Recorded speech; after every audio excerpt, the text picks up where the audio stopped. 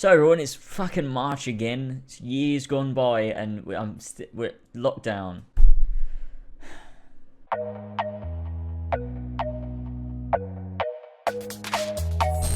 The hair is growing. I can't get it cut. The beard is growing. I could trim it, but I don't want to see where we end up in the next few months. Oh,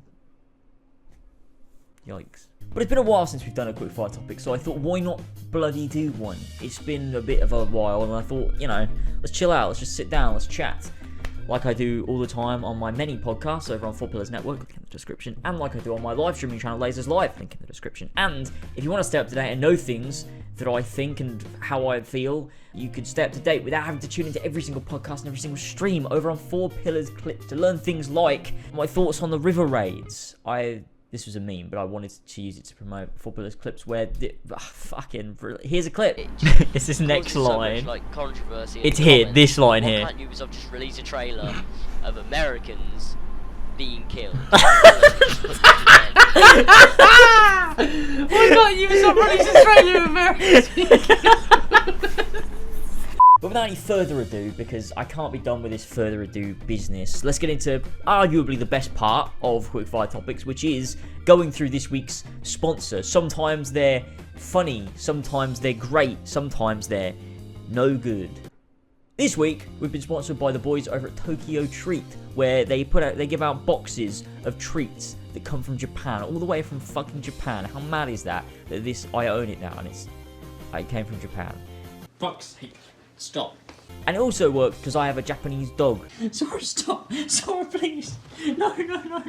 So that makes he didn't come from Japan, he came from Wales, but he's, you know. You want what? Oh, No! And so join me and Elva as we go through the sweetest of the treats in the box of treats from Japan. Enjoy. Link in the description if you want to go buy yourself one. Go ahead, it supports me, and also you get to try some sweet treats. Why would you not? It's a win-win. Stupid not to, you idiot. Check it out. Hello! We've got Elva here, Hi. and we're unboxing. We're unboxing it, boys. The special box sent to me by the boys. Careful. The boys in Japan sent me a nice box full of Japanese things. We're going to open it and we're going to see what's all inside it. Right, folks, here we go. The proper way to open any sort of crate. Please. No. You need to hold it firm and steady. Okay, hold it. That's a thick piece of tape. Seriously, normally it's not this difficult. Try piercing it in the middle of the tape. Do it here with this little Yeah. gap. I can get. Yeah. Fuck's sake, why is this so difficult? This is so stupid. Alright, you ready, boys? And back, I'm we'll ready. open the box. Ho-ho-ho! This Ooh, that's does presented look very quite nicely, cute. isn't it? Yeah. Look, hashtag Tokyo Treat. By the way, if you want one of these, you can get them. Use my link in the description and get yourself one of these crates if you want. They're pretty good crates. They come with many assorted things. I believe it's like 17 different sweet treats from the Japanese people, and also some sort of drink as well or something. Numero uno, boys. We got a Kit Kat thing. Oh, it's strawberry. It's peach parfait. What the fuck? Parfait. Ooh, there's a lot of them in here. There's a lot of little Can we things. eat them now? Yeah, obviously. Try a bit of Oh, it everything. smells cute. It does smell like Alright. peach. Okay, ready? These are adorable. You ready? We're This gonna is not try how it. I We're eat gonna. Kit Kats, but yeah. Okay.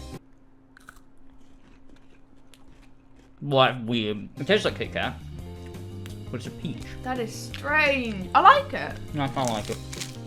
I'm not gonna eat any more though because there's a lot in here. Blimey, there's a lot in here. Alright, we've got these. Are they pancakes? Now I'll tell you what it is, but it's written in a language I don't understand, so I can't tell you what that is. They do look like small little pancakes though. Dora Choco. Oh, there's like pancakes with chocolate in. What the fuck? I'm sure we'll probably try some of this on Horse Box actually. That'd be quite funny. Look at that. Why don't we just have half? It's a little pancake boy. I don't think I'm gonna like this. Honestly, it's just like a cupcake. Kind of. Just with a bit of chocolate in it. Interesting though. That chocolate has like coffee in it. So what we just say is pancakes, chocolate, yes please. We're into these reinvented Japanese traditional treats called dorayaki, cakey pancakes that are filled with tasty chocolate. It doesn't say anything about coffee. Okay. I'm sure it had a coffee taste to it though. Alright, in that case, I mean, we may as well finish it. you want any more? No, not really. There's a lot here. What's this? I don't know. Kalbi Osaka ginger tempura flavor. They're like crisps. They're crisps. There's a little potato man. It's like our potato in Ireland. Yeah. That's why I said it. He's like the little potato man. Yeah, from Tato.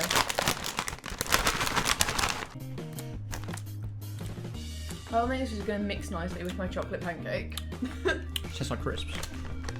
No, there's something more to them. They're not just like ready salted. They taste like ready salted, but with something else. Ginger.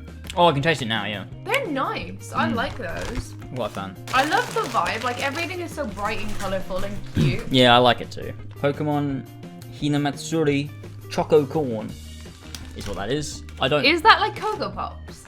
We'll do some of this on Horsey and Fox, so if you haven't, and we can make it a clip. It'll be on 4 Pillars Clips. Good idea. Hey, yeah, there you go.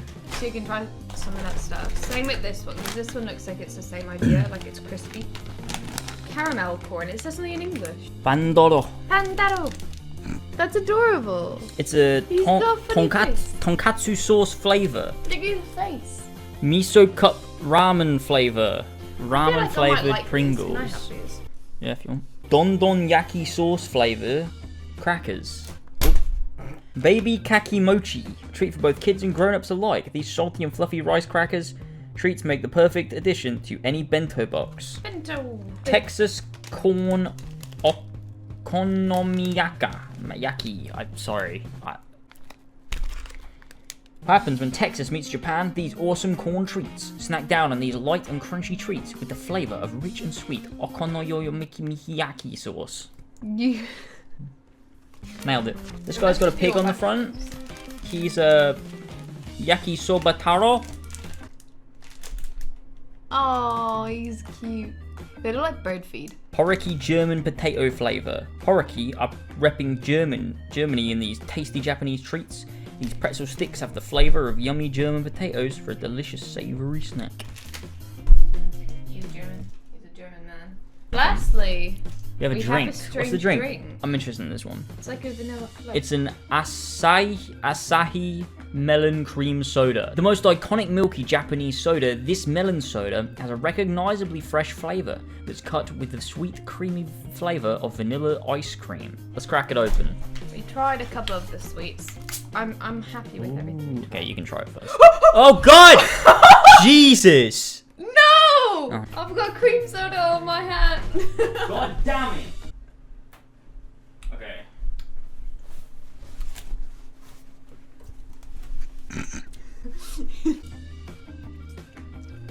I need a proper gulp. It does taste like ice cream. That's so weird. Oh no, I got vanilla cream soda. Oh, I'll tell you, this was drink worth on it my just for hand. this. And by worth it, I mean I didn't pay for it. It got sent to me. It's worth the effort of an email. Can I But if I have was gonna pay price for it, I would do it. Is what I'm saying. Because I think it's pretty good. it? Yeah, I That's like it. it, but I don't love it. It's strange. It really just tastes like you've got vanilla, you've got Sprite, and you mix it together. Yeah. I mean, this is pretty good. Here's all the sweet treats we got. Look at this. Look at all this Japanese goodness here. All of this stuff.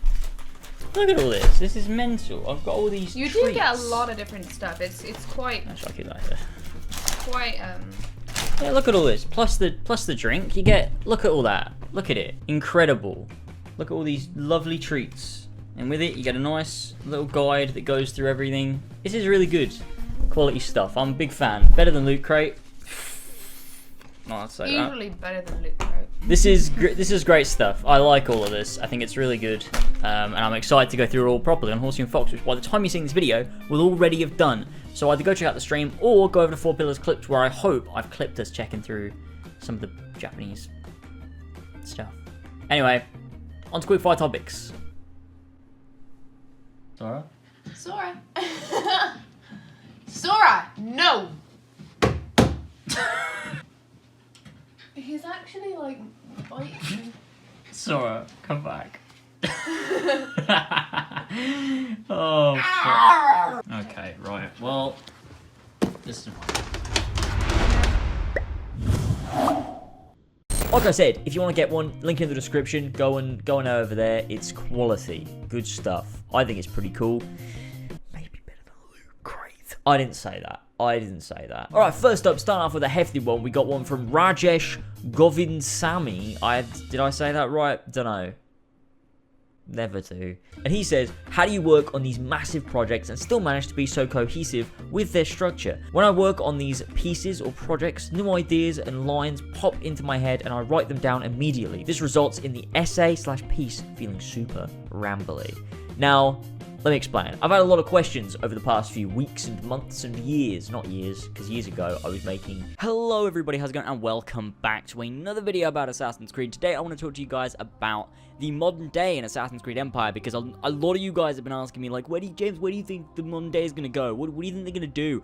What are they going to do, James? You work for Ubisoft, don't you, James? You know these things. But people keep asking me, how do I make videos in a structured way? And I am still kind of learning it at the same time, but let me explain the way that I do it. First thing I do is I sit and I play through the game that I want to talk about. Obviously, we're going to talk about games here. So if it's a movie or a TV show or something else, do the thing and write down a bunch of rambly random notes that are scrawled into a notepad file. Then what you want to do is when you're done playing the thing with all the notes that you wrote down as you were playing the thing, you go through and you make a separate section of notes. Ignore the other notes, pretend they don't exist. Write a new document where you write down all of the main topics you want to cover. So, say I'm talking about Assassin's Creed Odyssey, right? Take Odyssey Broke Me, for example. I go through and I talk about, right, I want to talk about character. I want to talk about options and choice. I want to talk about the leveling. I want to talk about the general narrative arc. And I want to talk about the DLCs and the modern day and whatever. Those are the major topics I want to talk about, right? So what I do is I write those down. Then in each segment, what do I want to talk about in each segment? Like, what ideas spring to mind? What do I want to talk about in each bit? So with choice, maybe I want to talk about how it affects the ending. Maybe I want to talk about how it doesn't really work as actual choice and doesn't tie into what we talked about previously in the character section. So there's several sections I want to talk about. Then I go through my list originally, so bring back the list that you had originally. We've got all of the scrolled down notes. You go through each of those rambly notes and you think, right, where does that fit into my now structured segment of notes? And you just copy and paste them in. And that way you've got this big, like 3 pages worth of probably of notes.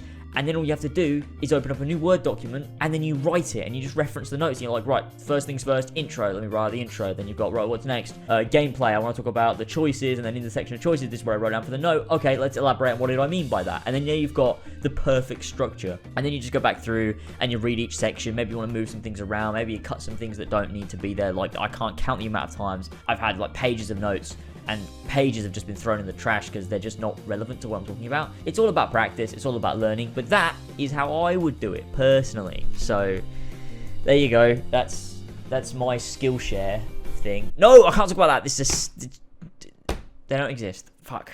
Next up, we got one from Davin, my boy. He says, with the announcement of Avatar Studios, I wanted to know, what's one property from your childhood you think would best serve a sequel/reboot? This includes all forms of media and the books. I think, okay, there's a lot of things from my childhood that this has happened to, and then bad. Everything I liked as a kid is bad now. The one thing, though, that I would love to see, and I believe they're doing it, I would love to see it done in, like, a way that I think is just perfectly done. I would like to see it in, like, a really good way, where, like, they start it brilliantly, they finish it, and it's a good journey, and it just feels fun to watch, right? High budget and everything. Is the Chronicles of Narnia. I feel like it's the perfect universe that hasn't had a modern-day adaptation, like a Netflix series or whatever. You know what I mean? Like, that would be the best thing, I think, for me. I just would be super interested in it. I believe they're doing it.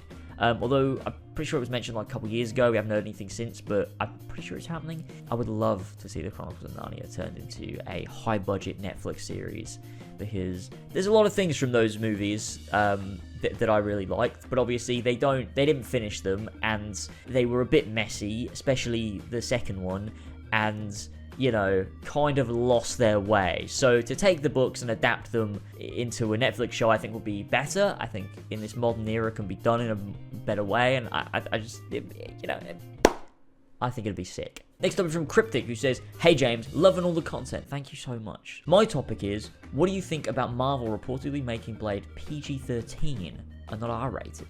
My god, what a terrible fucking idea. No, okay, I understand why they're doing it. I talked about this a little bit on Horsey and Fox, but I believe the reason is because they want to have him as part of the larger MCU, right? And in order to do that, you can't have him be R-rated, because then that sections off a huge portion of your audience that are children. And so you sort of lose that then You know what I mean? Deadpool, although he's going to be part of the MCU, he's not really. You know what I mean? Like, he's not a major storytelling component of the MCU. He'll be able to interact with those characters in that universe in his own films, but, you know, he's no Tony Stark, he's no Captain America, he's not going to be part of the MCU as a whole, and if he is, it'll only be in small ways, right? Whereas Blade, I assume they want those movies to be incorporated into the larger MCU, and if you make them R-rated, you literally lock them away from a large portion of your audience. That's not really what they want to do. In terms of telling a well-rounded story and incorporating Blade into the MCU in a meaningful way, he kind of has to be PG-13. It sucks, it does, because you can't really hit the full potential of a Blade film unless it's R-rated, but I think they'll manage to do it in a way where they can tell a meaningful story, they can capture Blade, and then he can work into the MCU, rather than being his own separate thing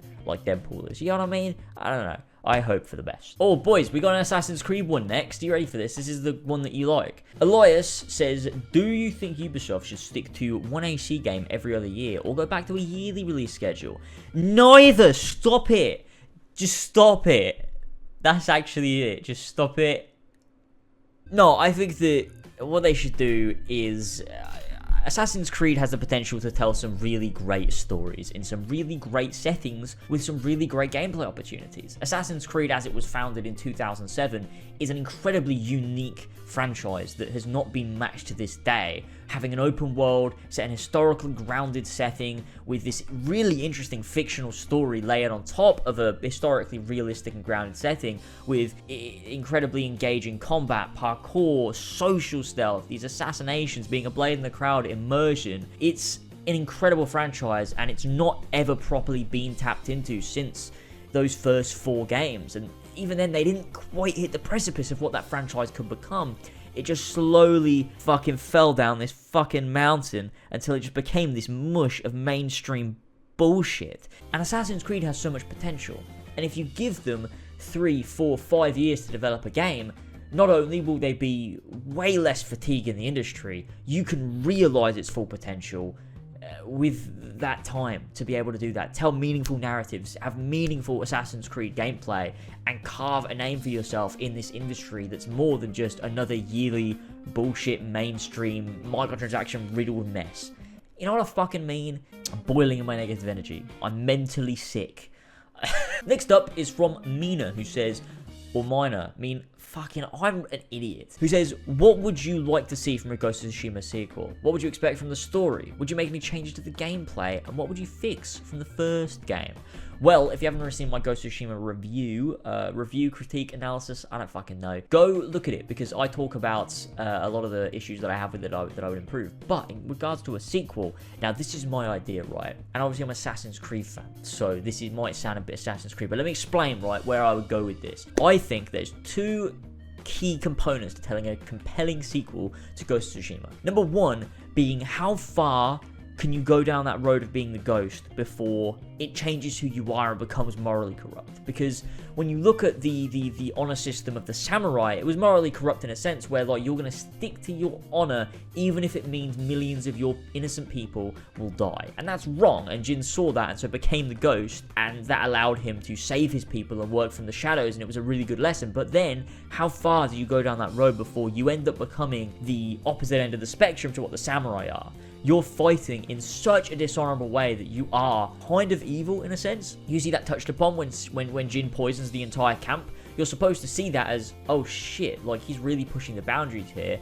And then the Mongols use that against him, and then it's like, oh fuck, like how maybe I've gone too far. And that's a really cool thing. Like, how far can you push that in a sequel to have Jin really consider his moral boundaries, and then maybe rein himself in and be like, okay, maybe there's something you can learn from the samurai that can help him being the ghost, right? And that will sort of be this internal struggle that he goes through. But on top of that, I feel that you can't just be one man doing this. You need a group, you need all of your friends. And so what if this legend of the Ghost of Tsushima becomes the Ghost of Tsushima, in that everyone on mainland Japan, you know, knows of the Ghost of Tsushima, and maybe it evolves and becomes myth and legend that Jin just tries to live up to, because all of these people know of this legend that isn't sort of real, but is you know what I mean? And so ends up forming this, for lack of a better word, brotherhood of people that work in the shadows to fight tyranny, like the Mongols and the samurai. Because Jin is going to be on the run from the samurai, you'd think, and they work from the shadows to benefit the people of Japan. I think it will be a really interesting story, and I'm not talking like a secret society fighting another secret society like Assassin's Creed. I'm just saying like Jin works from the shadows to fight tyranny, but what if he did it with more than one person, right? What if he was the leader of a group of people that believe that, and then in that secondary story arc, which is him, you know, figuring out where the moral boundaries lie, they have set rules that they work by, similar to like a Batman, but obviously they kill people. You know what I mean? I feel like there's a lot of interesting stories to be told there that you could really take and push forwards, and I would love to see Ghost of Tsushima tackle a more urban environment. I would love to see it, because I think the one thing that Ghost of Tsushima lacked was an urban setting and this, you know, civilian setting, because it was like a battleground. The whole of Tsushima was at war, and so, you know, everyone was sort of scared, or scavengers, or survivors, or bandits. What I would love to see is just regular people going about their lives, you know, just living in their homes, going to school, going to work, shopping at the market, stuff like that. I would love to just be able to rock up to a fucking Japanese settlement that's just massive and just go inside this urban environment, you know, go to fucking some Ninja Gaiden shit, and that's, you know, really vague and generalizing, but being able to go in these, you know, these built up environments, these civilized places, and, you know, you can climb over the rooftops at night and you're just jumping from rooftop to rooftop, you know, to take down these various people or whatever, or seek out your quests. Like, I can just imagine it would be so enjoyable, you know, that, because, you know, you go from being a samurai to what's essentially a fucking ninja. Let me do some ninja stuff in a city and fucking be jumping across buildings and stuff. That'd be fucking sick.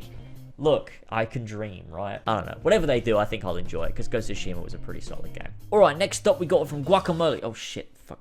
I don't know what that was. That was weird. Who says, Doctor Who topics are a bit of a tradition, so can you rank the Doctors? I can do that. I mean, I'm not going to rank the old ones, because I haven't watched enough of them to properly rank them. I've seen, like, at least one episode of every classic Doctor, although I watched a lot more of... I've watched quite a bit of William Hartnell and quite a bit of Tom Baker.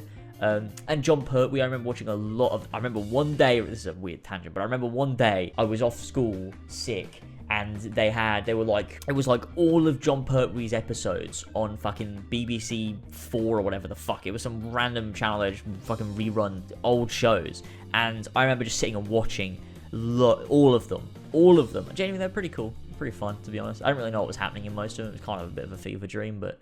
yeah, that was cool. I'll rank the new ones, though, because I know them all enough to actually rank them. At number 1, okay, this is actually really difficult for me. The rest are going to be easy, but number 1 is tough. It is a toss-up between my childhood Doctor, the one that I associate with Doctor Who, being David Tennant, obviously. As much as I fucking adore Christopher Eccleston, David Tennant was my guy. But then also, I rewatched them all last year, right? And Matt Smith, I've always loved him, but my God, he is phenomenal. And although some of his stories might be lacking, he is fucking fantastic in that role, and I think he captures stuff that David Tennant never was able to capture, and Russell T Davies wasn't trying to. But it's a toss-up there, but I think I'm gonna have to go David Tennant at the top, with Matt Smith very close behind, just because David Tennant had those solid stories all the way through. Then at number 3, below the two of them, we've got fucking... I'm forgetting how many there are now. There's only 3 more, right? Yeah. Okay, let's go... Ah, fuck, see, I really love Chris, and I really love Peter. Oh, no, why have you done this to me? There's only 1 season of Christopher Eccleston, but he's incredible throughout. And then, you know, there's a bunch of seasons with Peter Capaldi, and he's excellent, but then he lacks in some story. Maybe, I mean, let's go Chris, then Peter, then way at the bottom, just way down, not even on the list, on a different list that I've thrown out the window and has been ripped up by a bunch of angry dogs, is Jodie Whittaker. Yuck. Bad, no good. I know a lot of people say, you know, Jodie's actually a really good actress, it's a shame she's got bad writing.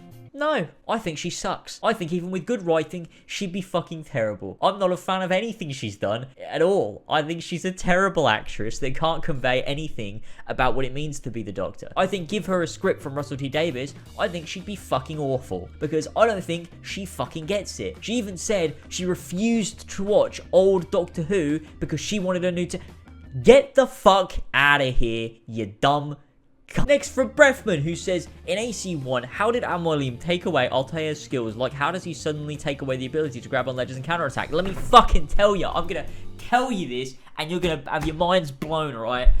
Okay, it's not canon, but this is my theory, alright? This is, right. Listen here.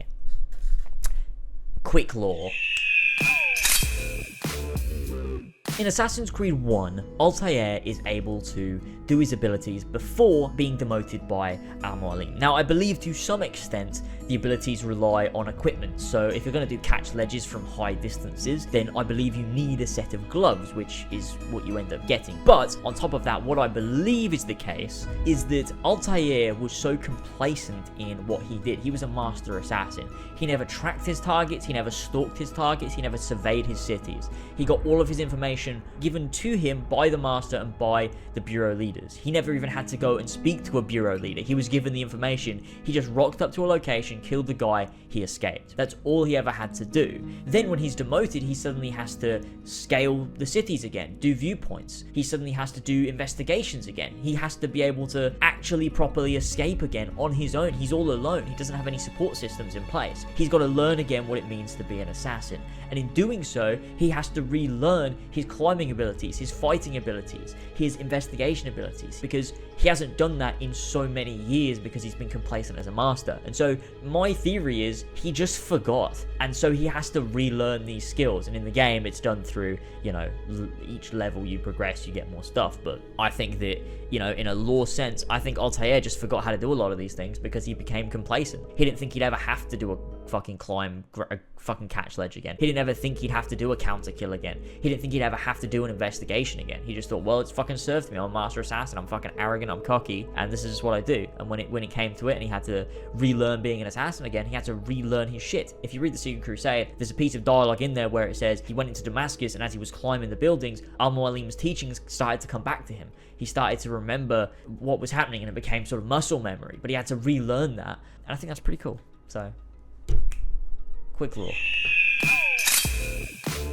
And that's it for this episode. There was a ton more that I wanted to go through, but fuck me, there were so many. I am so blown away that I'm at this position now where I have an audience of so many people that they can leave so many comments, and I can't get through them all. It's actually just mind-blowing. I hate it, kind of, but I love it too, because it means, you know, how much support I've got, and we've got this beautifully brilliant community. But at the same time, I wish I could still go through every single one. I fucking wish I could, because it was so much fun back in the day. But don't forget, if you want to join in with the next episode of Quickfire Topics, go ahead, follow me on Twitter. That's where I post my Quickfire Topics question thread thing. So follow me on Twitter. Link is in the description as well. Follow me on Instagram. So that'd be sick. On top of that, Elva helped me open the Tokyo Treat box, which was good fun. If you want to go support her, she is starting to stream on Twitch within the coming weeks. So go ahead, follow her. I'll link it down in the description. It's twitch.com or twitch.tv. I'm a YouTube idiot. I don't know what I'm saying. / it's Elva. So go give her a follow. Link is down below. She'd appreciate it. And I'm sure she's going to do some banging streams playing some sick gaming. Anyway, thanks for watching. Check out all the links down below. 4 Pillars Network, 4 Pillars Clips, all that shit. And I will see you all very, very soon for something new. Catch you later, boys. Bye-bye.